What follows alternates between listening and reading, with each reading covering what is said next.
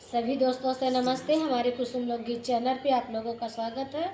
Sunaina official channel पे आप लोगों का स्वागत है। कुसुम ऑफिशियल चैनल पे आप लोगों का स्वागत है, जो कि 3 चैनल बना है। तीनों चैनल पे आप लोगों का स्वागत है। बहुत प्यारा सा गीत है, नाच पर के गीत, दर्द भरी गीत, माता के यहाँ ऊपर की गीता चकर है कि चकर देखिए नैहर माता से अगर होती तो बुलौती ननती भाभी के केकर होती। और खिचड़ी उसी के उचड़ी नाही माध्यम से पहुँचौती आजकल के भौजाई पहले भौजाई रही थे नंदिन के खिचड़ी भेजवावत रही पहुँचावत रहें, बुलावत रहें, आनत रही आवे उसी के माध्यम से ढंग गीत से सुनावे भेजते चलत है। गीत अच्छे लगे तो कमेंट में जरूर बताइए केकर भौजाई कैसे हैं। चला सुना।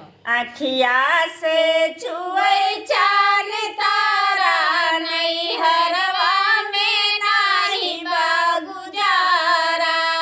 आखिया से छुए चान तारा नैहरवा में नाही बा गुजारा।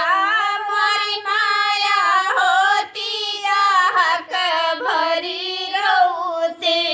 मोरी माया होती आहक भरी रउती।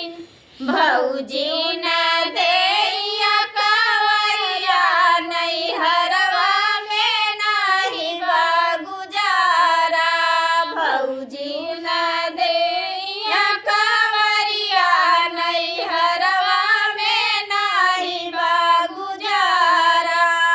अखिया से छुए चाँद तारा नैहरवा में नाही बा गुजारा।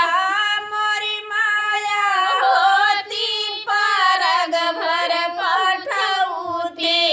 मोरी माया होती परग भर पठौती। भौजी न डाकै डेहरिया नैहरवा में नाही बा गुजारा। भौजी न डाकै डेहरिया नैहरवा में नाही बा गुजारा।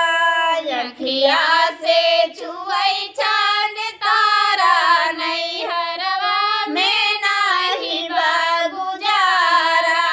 मोरी माया होती त बन्हती गठरिया। मोरी माया होती त बन्हती गठरिया।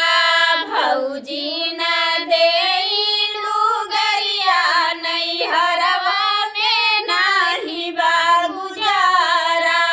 भौजी न देई लुगरिया नैहरवा में नाही बा गुजारा। अखिया